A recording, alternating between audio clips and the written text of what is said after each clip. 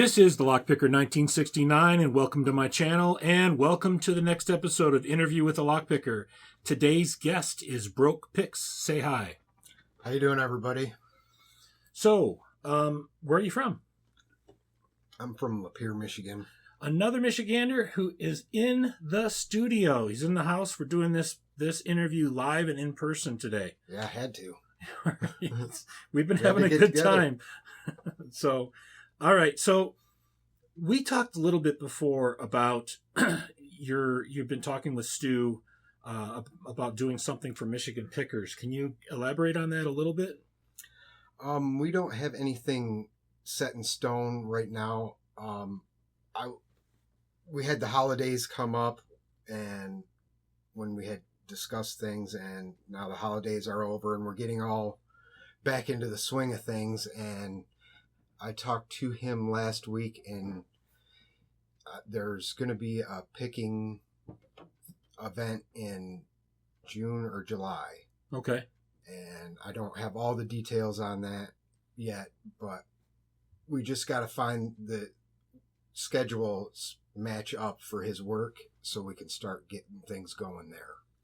Well, I personally, and I think I mentioned this to you, I would love to see us do a round table type discussion. Absolutely. I think that would be a lot of fun. Call him. Get him over here. We will. So how and when did you get into lock sport exactly? Lock sport, or when I started lock picking? Lock picking. We'll start with that, because I guess there is a difference for some people when they originally started an interest in lock picking versus actual lock sport. So yeah, I got interested in lock picking when I was probably 6, 7, 8 years old. I was obsessed with the show Magnum PI, and I seen him get a pick set out of his back pocket and picking into a door, and I was obsessed then. I had already had a little obsession about locks. I loved locks, and then I remember it to this day, and I could tell you what episode it was just by seeing the first few minutes of it. Mm-hmm. But yeah, a couple years go by because I was still real young. I never forgot about it. I could tell you how the light glistened off of the case in the show, and I was going to get one of those, and I did a lot of martial arts, and I got a magazine, Black Belt magazine, and then I got the other magazine, the Survival.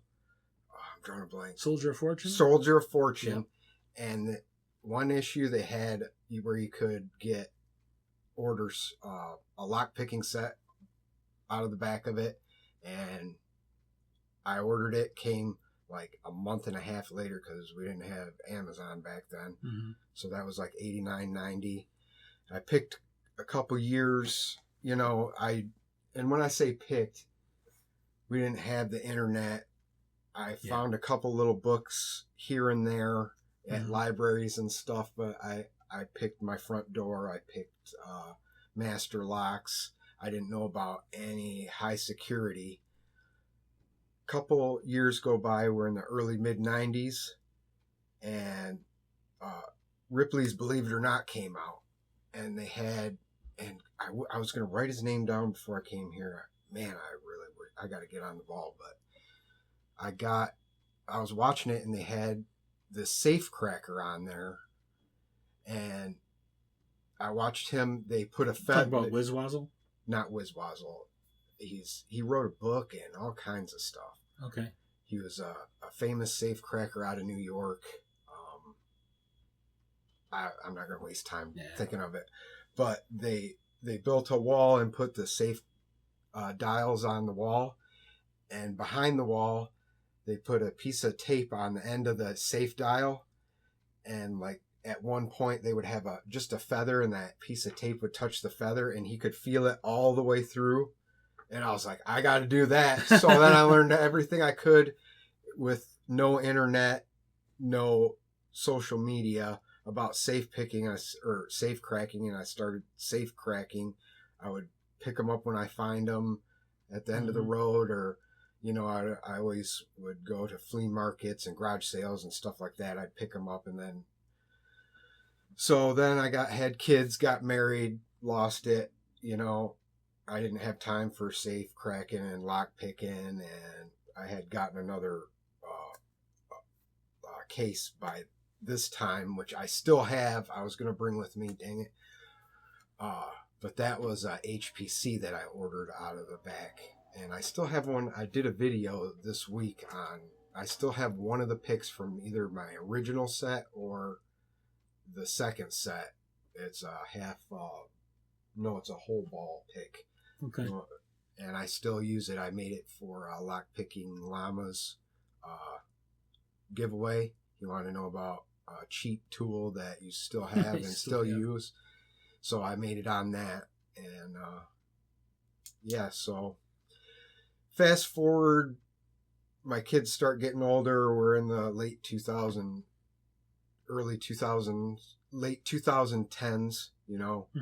getting into the teens. And I start seeing WizWazzle. I got a laptop for some reason. I think it was to play a game. And my wife wanted one for the kids and everything. So we got a laptop, and they showed me YouTube.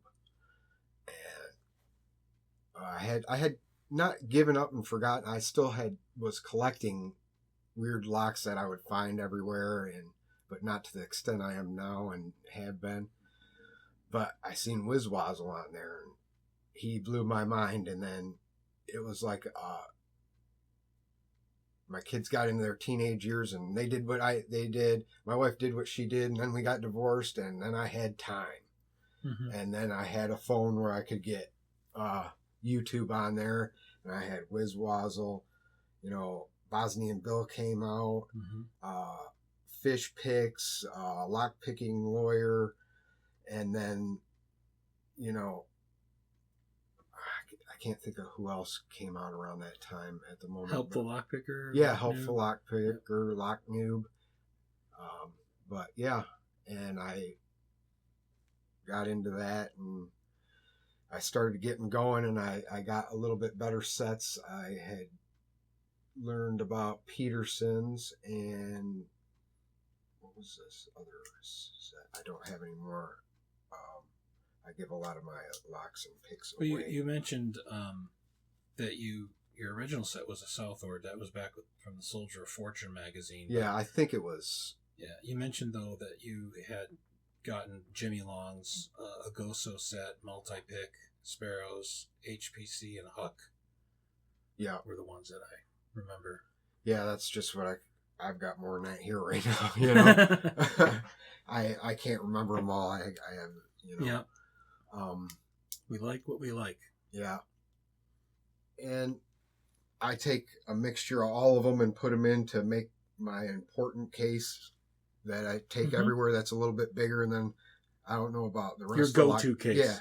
Yeah. My go-to case that goes in the car or the bike. And then I got my pocket kit that goes in my pocket everywhere. And then I have my desk picking picks. And then I have my... Yeah. Picking stations is what I call them. Picking stations. And then I have my picks that are abandoned or lost from other sets that I don't even like anymore, and I keep around to poke stuff, and so there's another aspect I want to get into. It's kind of a combination of things. So you had a motorcycle injury that caused the TBI, a traumatic brain injury. Yes. How did that impact you in your journey, and is that related to the tremors that you experience?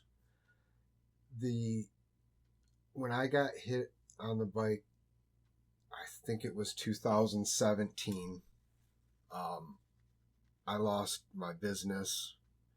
My marriage started falling apart. Excuse me. I lost all that. I had broke 3 vertebrae in my back. I didn't have to learn to re-walk, but I still have difficulties. But yeah, it stunted that there. I kind of fell off from early 2017 to the pandemic, Yeah. And when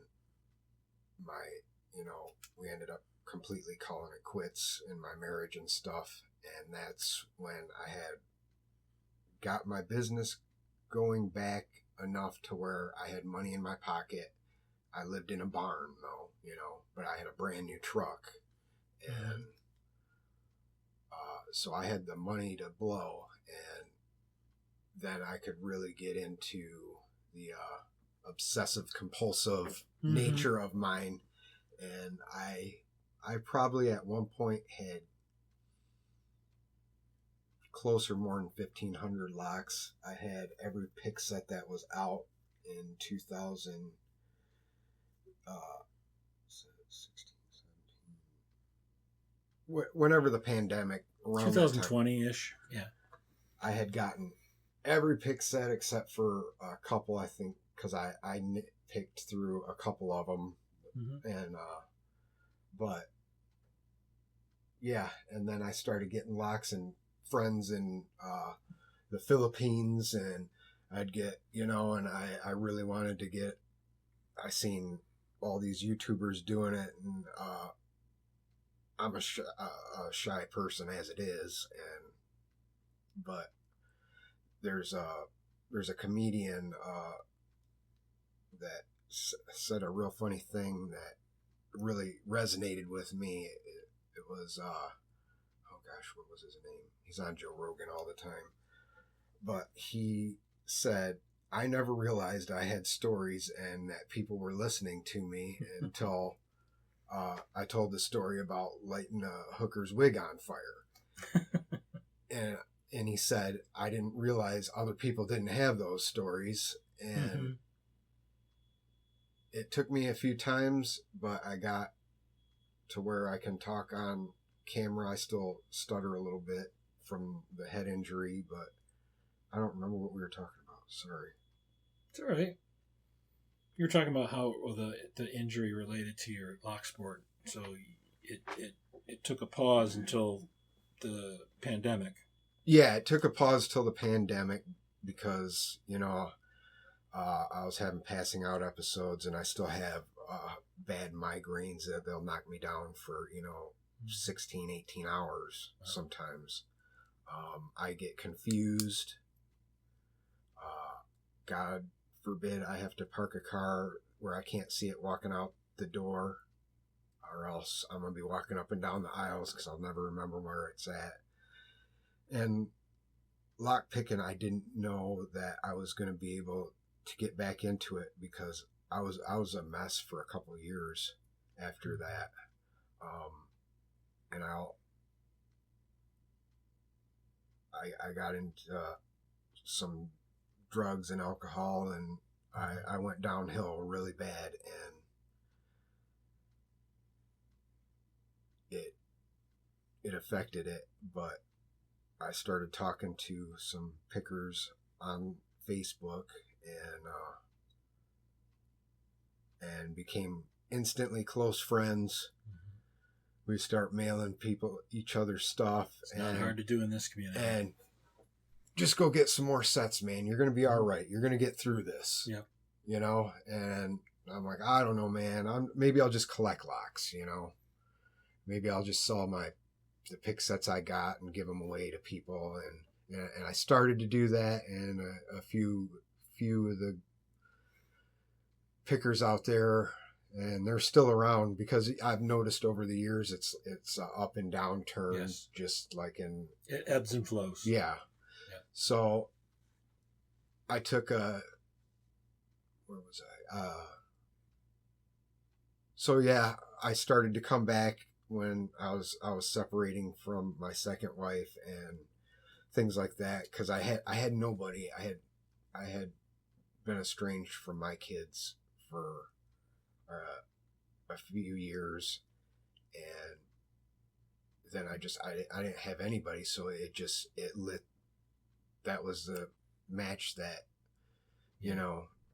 takes you to a dark place. Yeah, it took me to a dark place, and the only thing that made me get up or get out of bed or go do a job to make some money, to buy more picks and stuff, was talking to my friends on Facebook, Mm-hmm. and, you know, being like, uh-oh, it's Thursday. What does Thursday mean? In the summertime, garage sales. Yeah. And people don't know what they have when it comes to locks, because there's very few of us lock pickers out there. There's more lock collectors, you know. Yeah. But yeah, so, and then now I didn't have a wife or stepchildren, and I hadn't built the relationship back with my kids yet. So I was a man with a pocket full of money and the other pocket full of bad stuff, and it was going to go one way or the other, and I'm glad it ended up this way. Yeah. So you had some kind of intervention, and it turned things around for you, and you're in a better place for it. Yeah. And So how were you introduced to the community? Because, I mean, it's a very big part of your journey, and it's a big part of your life, too. So I would imagine there's a major impact there to talk about how you really got yourself into it and how much it's meant to you. Yeah. Like I've said and we've talked about before the show, I'm not very computer savvy. Mm-hmm. My introduction to the community was catching a couple of lockpicking lawyers videos, and Bosnian Bill and all them, and in his whole site where he was setting up a community thing. I thought that was the lockpickers community, was Okay. literally Bosnian Bill, and then look, Wiz Wazzle made a pick at this new place in Canada, you know. Mm-hmm. And then I got online and seen that there was I don't even know if it was new. It was new to me, but sparrows and things like that. And then I got into Facebook, and I don't know how I come across another picker on Facebook, because I'm not computer savvy, you know. I just had my friends and family on there, and I think maybe even one of those guys' short videos came up on my feed, and I clicked on it, and I looked in the comments. That could be how I bumped into the community on an accident. But what really I was like, oh my God, there's other. I'm not the only weirdo. Was Facebook, and I forgot where I was going. Was Facebook, and I got what? Sorry, what was the question? Well, just your involvement and how you got involved in the community. Oh, how I got involved in the community. Because there's like Reddit and there's Discord. Yeah, that's where I was going. And I found UK lockpickers. Mm-hmm. And I just thought it was a big lock sport thing in the UK. Yeah. So up until probably the last maybe 4 years, I didn't even realize there was a tool group in the United States. I didn't know even close to how many pickers were in the United States. I never even realized to look further into YouTube and into people's videos and who was commenting on there, that there was a whole other community. And so I started talking with the UK lockpickers, and they're like, yeah, why? And there was one of the head guys, a UK lockpicker, called me one day on Facebook, phone call. Yep. Out of nowhere, and I'm like, he was like the head guy over there, you know. He was who answered all the questions, and and he's like, I was just going through our UK lockpickers Facebook thing, and you're from the United States. Why are you in our group? And I said, because I like lockpicking. He goes, well, there's a ton of lock picking sites over in there. I was like, there is, so then I got starting to meet a few people around here, but I've always been really close with the guys over in the UK, and they had more interesting locks than I could find, The Euro ones. Yeah. So I want to say, I can't say a specific person that really started being like, join this group, type this group into your search. Because it was, but it was a major impact for you. I mean, it drove you to make a decision about what direction you wanted to take your life. And I'm not talking just lock sport here. I'm talking about making a decision to go on.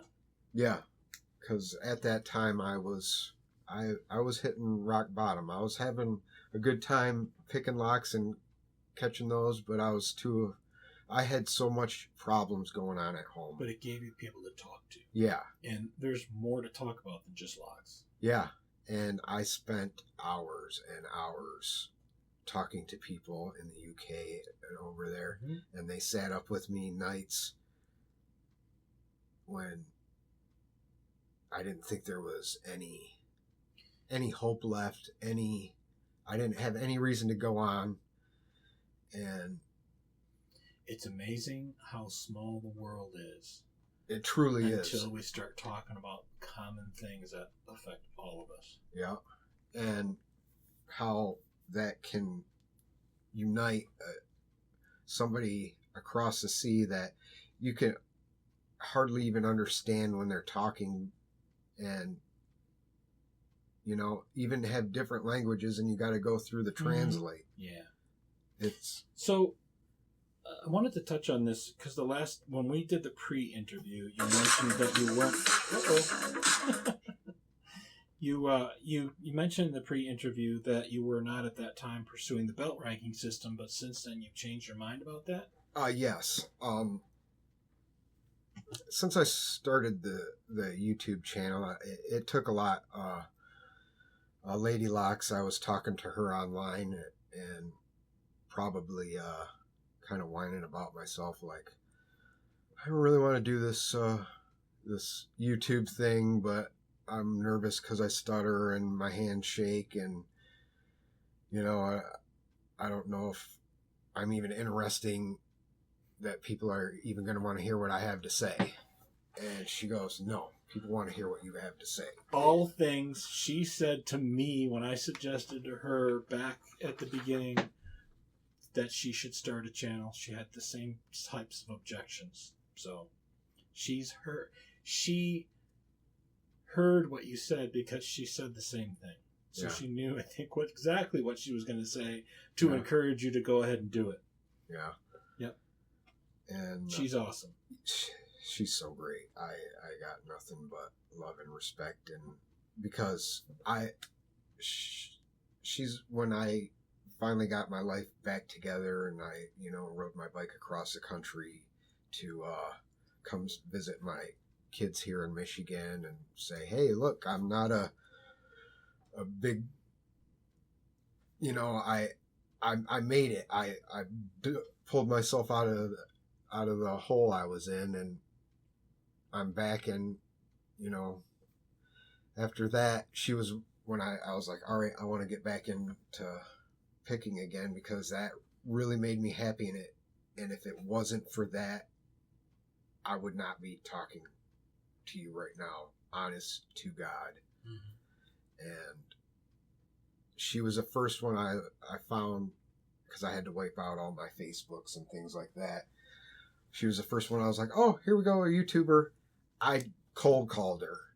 I was like, I messaged her online. I was like, hey, I'm getting into lock picking, blah, blah. I've been doing it for a long time. And she's like, oh, great. No questions asked, no, nothing. We just started talking, and it was just great. And where in the world, what other community, what other anything can you just cold call a person on Facebook?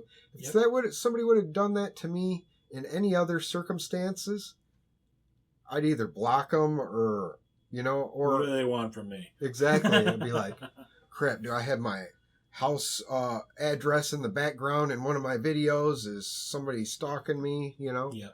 But nope. It was great. So, I'm assuming. So, did you have an original reason for your YouTube channel that wasn't related to Locksport at first? Yes, I did. Okay. My Locksport channel, when I opened it, I believe I opened it somewhere around the pandemic or something. I really wanted to, because I obviously wasn't as good as Bosnian Bill and all them, and I didn't have all the picks and things like that. But I had been in so much trouble emotionally and everything, but the Locksport community was there for me and brought me out of that ditch. I was homeless. I was living in Flint, Michigan, in a trap house, strung out because I didn't know what else to do. And when I started coming out of that a little bit, when I said I'm gonna do a Locksport channel, because even during the middle of that, because I did start that because people were so good to me, and I was starting to realize that and feeling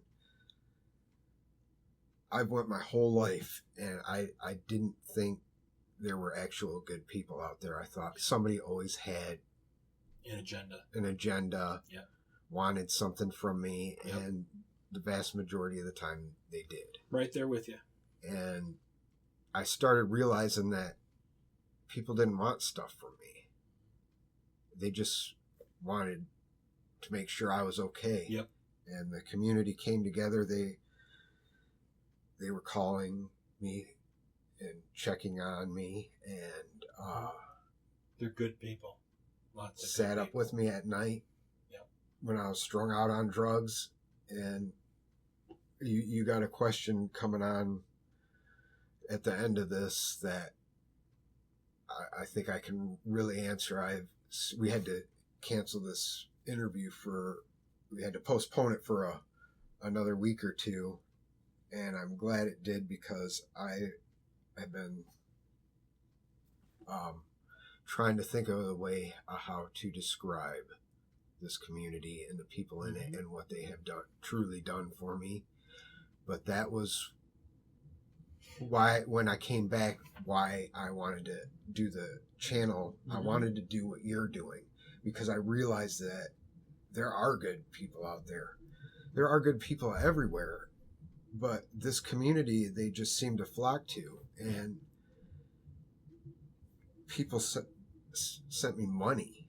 They said, what's your Cash App? I got money sent to me from people I've never even talked to. I was sleeping in a bus stop bench by the Genesee Valley Mall in front of there, because that's where you're least likely to get shot, because there's a lot of lights or robbed, and the police station is right there. Yeah. And my phone just starts going ding, ding, ding. I'm getting money sent to me from people in the UK, people in the United States. Little notes in the Cash App. Heard you're having a rough time. Here's $20. I got to get a hotel room that night, you know? And that's awesome. That's just. But that kind of transitions me to the next question I have. I had prepared you ahead of time about, do you have thank yous that you want to give to individuals in the Locksport, specific people that you'd like to call out and say something about? To that question, I have thought about it deeply, and I think the best way that I can answer that, I prepared I wrote something up. Okay. It's taking me a second here.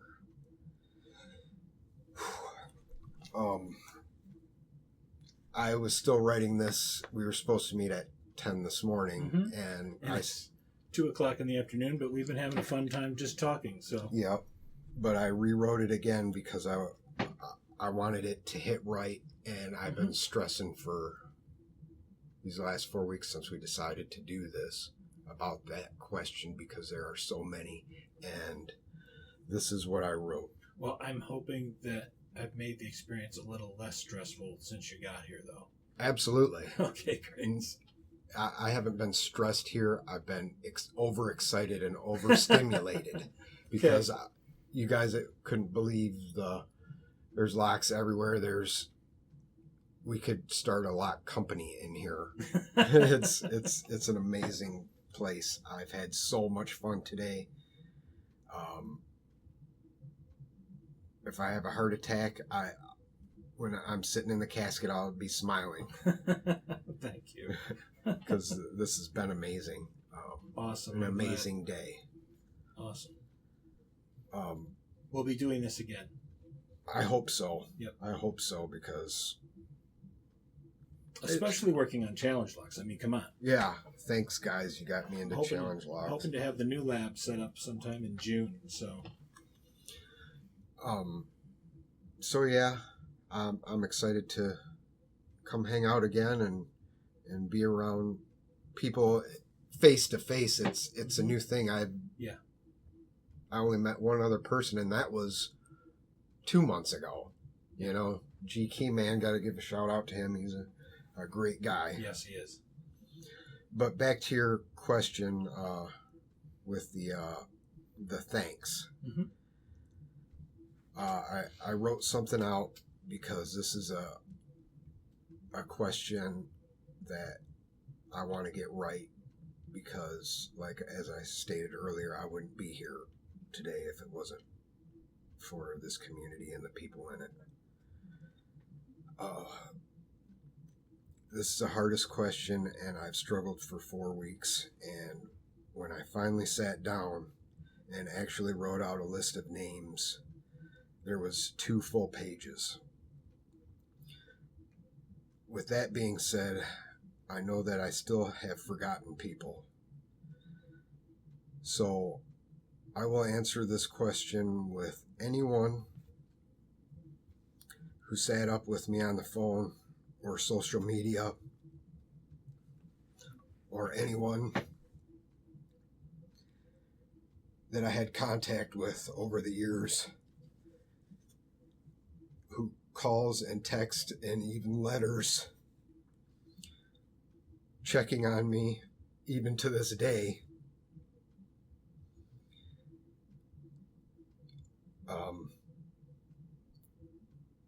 Everyone from the UK to Asia to down under in North America, South America, and everyone in between. You all know who you are, and I thank you from the bottom of my heart. This community and the wonderful people in it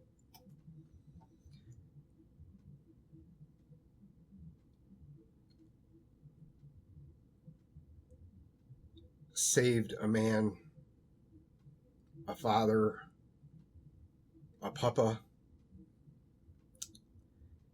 and took that man and took a man and saved his life who wasn't worth a pot to piss in, that I didn't even have the pot. And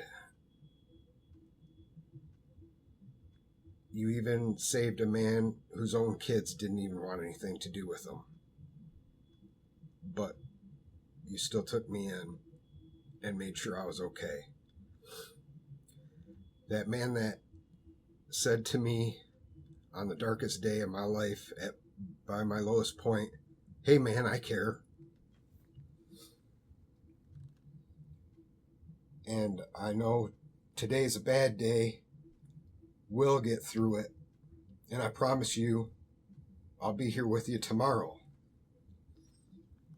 And it'll be better tomorrow.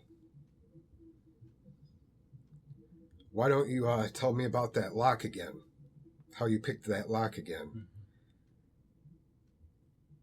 And hey, would you send me a picture of that lock you got for so cheap at the garage sale for $1? I can't believe you got that deal. So I can send my friend a picture of that lock. And I groaned reluctantly, and I put the pistol that was in my hand down that had one round in it.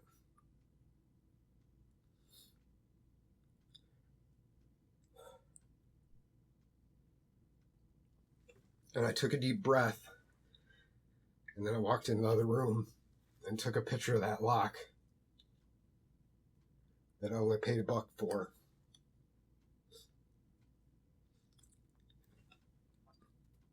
And I explained again for the 11th time in excruciating detail on how to pick the American 1100. A little later that evening, I laughed a little bit.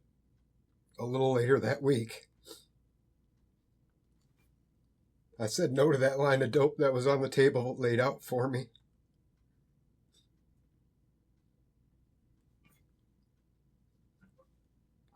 A little later that month, I loaded up a 50-pound suitcase on an airplane that was only filled with lock picks, locks, and letters I had gotten.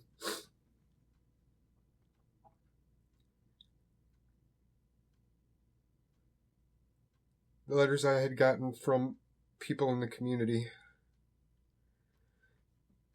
And I hugged my daughter and said goodbye for the first time in 5 years. And told her as my eyes teared up, I promised her that I would call every day and I would get better. And even though we hadn't spoken several years,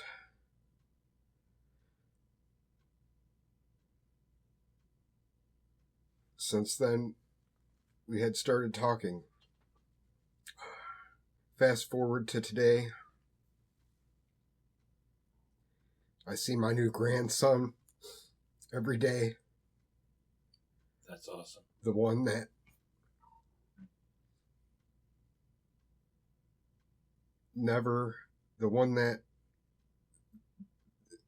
sorry, It's okay. Take your time. I see the grandson every day who would have never met me. Met his papa. Exactly. And the papa that feeds him breakfast in the morning. As my son sends me 20 different funny TikTok videos and now says I love you when he hangs up the phone. So back to your question. Is there anyone I'd like to thank? Yes, there is. There's at least 2.5 pages. And I would feel terrible if I missed a single person. So I will not take that chance of missing one single person today. I'll just say people I have met over the years, all the way to this very day in this community, saved a broken man's life. One hot summer day, taught a very sad, lonely man there are people in the world who care enough to lift a beaten man out of the gutter. An unsure, mentally destroyed man showed an unsure, mentally destroyed man love, friendship, and selfless acts of pure human kindness that I never thought were real. And now that broken, sad, lonely, defeated, mentally destroyed man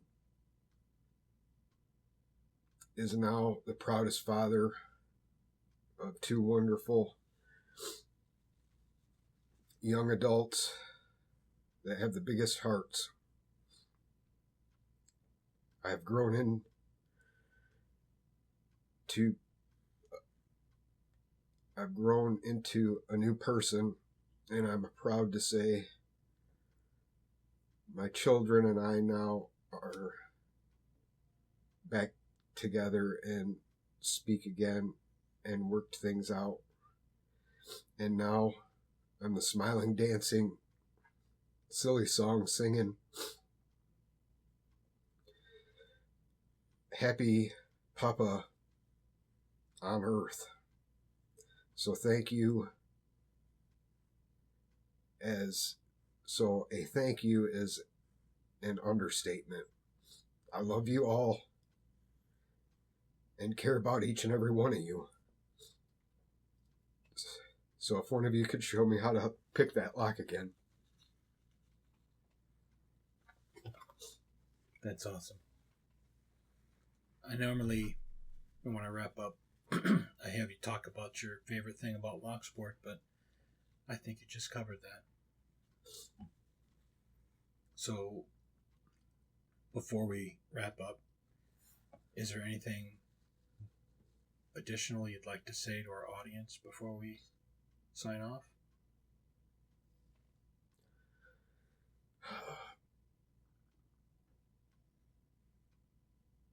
I don't think I got to this last question in these 4 weeks.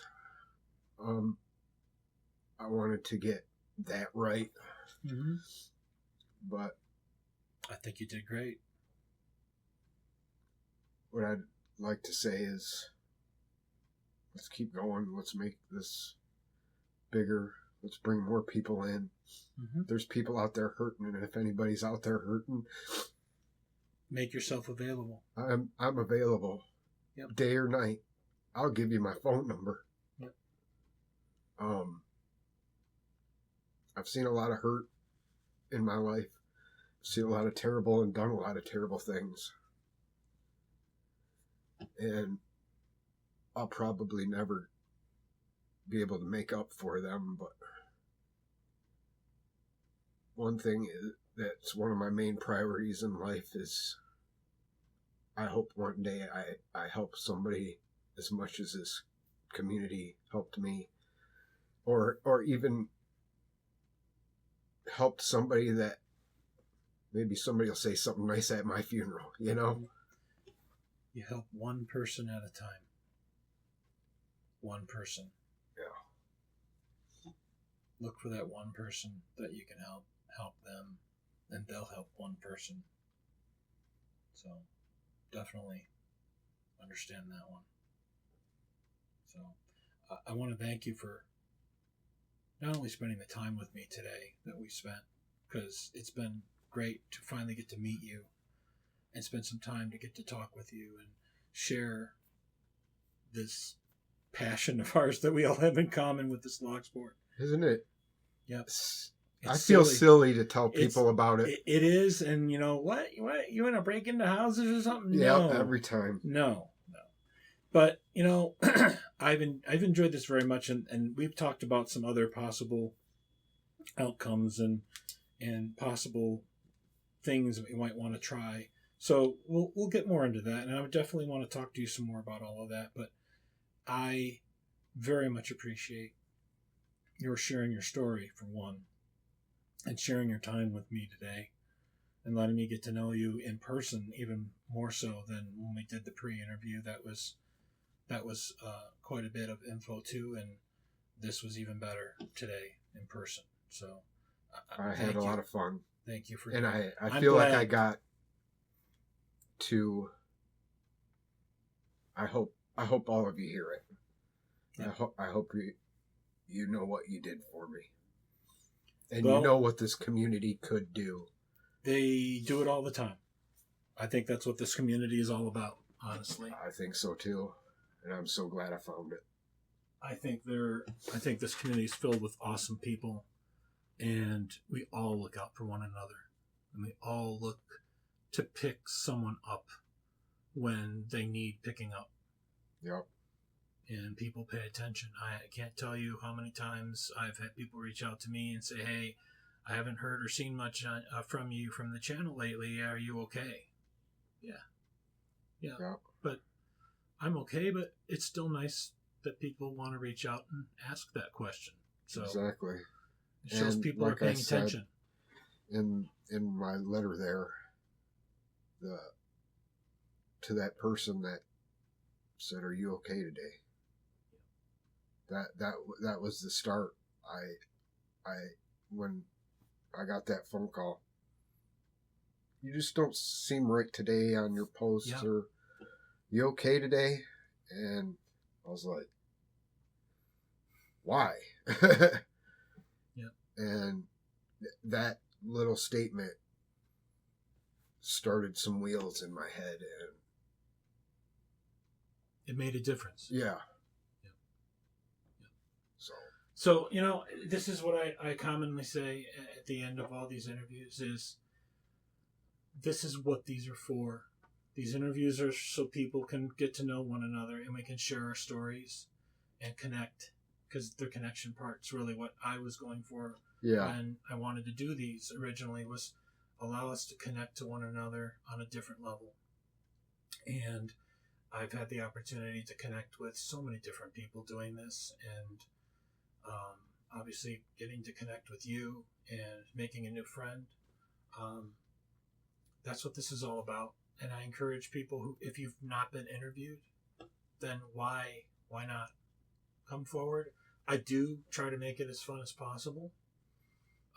I do try to put people at ease so that it's easy to talk. Absolutely. So that's exactly what my goal is when I do these things. So